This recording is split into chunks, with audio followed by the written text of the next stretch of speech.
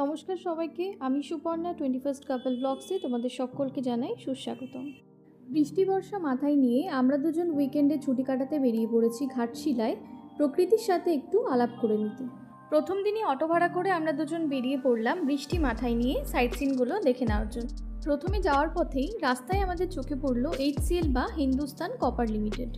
ঘাটশিলা মূলত হিন্দুস্তান কপার লিমিটেডের জন্যই পরিচিত, যা একটি তাম্র উৎপাদনকারী সংস্থা, তবে বর্তমানে এটি বন্ধ আছে। দেখতে দেখতে আমরা পৌঁছে গেলাম আমাদের প্রথম ডেস্টিনেশন রাতমোহনায়। শীতকালে এখানে থেকে সানরাইজ এবং সানসেটের দৃশ্য অপূর্ব সুন্দর লাগে, তবে বর্ষায় অতিরিক্ত জলের কারণে সেরকম কিছুই দেখতে পাওয়া যাবে না। এরপর জঙ্গলের পথ ধরে আমরা চলে যাচ্ছি আমাদের সেকেন্ড ডেস্টিনেশন সিদ্ধেশ্বর মন্দিরের দিকে। সাংঘাতিক বৃষ্টি হচ্ছে, তার মধ্যে দিয়ে আমরা যাব সিদ্ধেশ্বর টেম্পলের দিকে।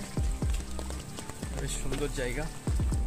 পাহাড়ের চূড়ায় অবস্থিত এই শিব মন্দিরে যেতে আমাদের প্রায় 850 থেকে 900 মিটারের মতন দূরত্ব ট্রেক করে যেতে হয়েছিল।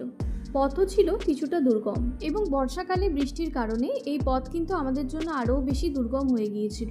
উপরে উঠতে যতটা কষ্ট, একবার উঠে গেলে সেখান থেকে যে মন মাতানো দৃশ্য তোমরা দেখতে পাবে তা আর ভোলার নয়।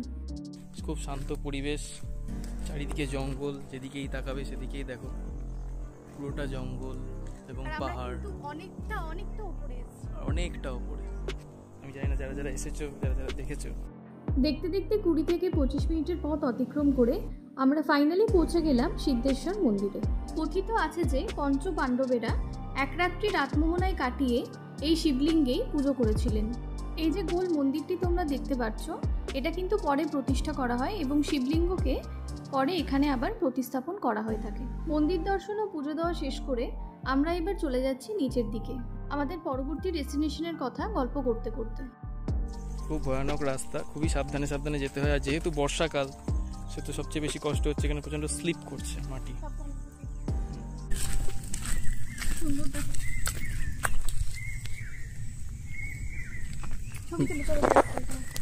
এই দেখো, আমরা স্মৃতি হিসাবে এখান থেকে এটা নিয়ে যাচ্ছি। এটা আমার জন্য খুব প্রিশিয়াস, কারণ এটা আমার বর দিয়েছে। এরপর গল্প করতে করতে আমরা পৌঁছে গেলাম আমাদের পরবর্তী ডেস্টিনেশনে। এবার আমরা চলে এসেছি জাদুঘোড়ার রঙ্কিনী মন্দির, খুব বিখ্যাত মন্দির। এই ঘাটশিলা অঞ্চলের অনেক কটা মন্দির আছে, কালী মন্দির, তার মধ্যে এইটা। এই যে সেই রঙ্কিনী মন্দির, যা কাপতগুড়ি ঘাট নামেও পরিচিত। ঝাড়খণ্ডের জামশেদপুর জেলায় জাদুঘোড়ার কাছে এই মন্দিরটি অবস্থিত। ঘন জঙ্গলের মাঝে এই প্রাচীন মন্দিরটিতে প্রাচীনকালে ভ্রমণকারীরা তাদের সুরক্ষার জন্য পুজো করতেন বলে জানা যায়। এরপর আমরা অটোয় করে চলে যাচ্ছি আমাদের পরবর্তী ডেস্টিনেশনের দিকে।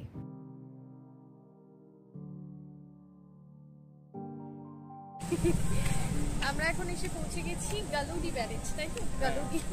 গালুডি, যেটা অবস্থিত সুবর্ণরেখার নদীর উপরে। আর এখন যেহেতু বর্ষাকাল, তো একবারে জল সাংঘাতিক।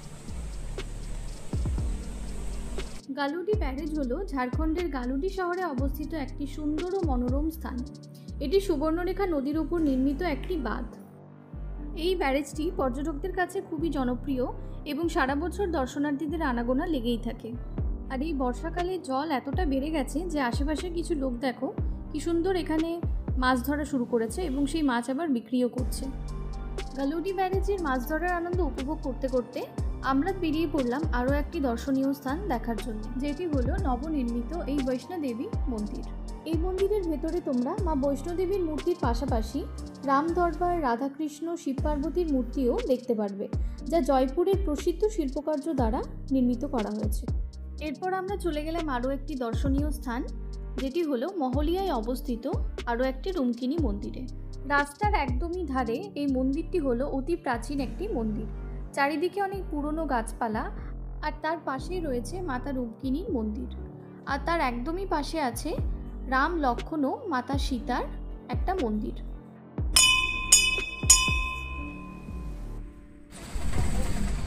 আমরা চলে এসেছি ফুলডুংরি পাহাড়ে। তো এটা বিভূতিভূষণ বন্দ্যোপাধ্যায়ের জন্য বিখ্যাত। জেনারেলি যে চাঁদের পাহাড় যে কাব্যটা লেখা হয়েছিল, সেটা উনি এই ফুলডুংরি পাহাড়ে বসে আফ্রিকার জঙ্গলকে কল্পনা করে এই কাব্যটা কমপ্লিট করেছিলেন, কিন্তু এই ফুলডুংরি পাহাড়ে বসে। ফুলডুংরি পাহাড় ঘাটশিলার কাছে অবস্থিত একটি ছোট্ট পাহাড়। সাহিত্যিক বিভূতিভূষণ বন্দ্যোপাধ্যায়ের স্মৃতিজড়িত স্থানটিতে যারা তার লেখা ভালোবাসেন তারা এসে স্মৃতিচারণ করেন ও প্রকৃতির নীরবতা উপভোগ করেন। এক কথায় এই পাহাড়টিকে বলা চলে সাহিত্য, প্রকৃতি ও ইতিহাসের একটি মিলনস্থল। শহরের কোলাহল থেকে মাত্র 3 কিলোমিটার দূরেই এই ছোট্ট পাহাড়টি পর্যটকদের কাছে খুবই আকর্ষণীয় একটি স্থান। আর আজকে এই পাহাড় দেখি আমরা আমাদের প্রথম দিনের জার্নি শেষ করলাম।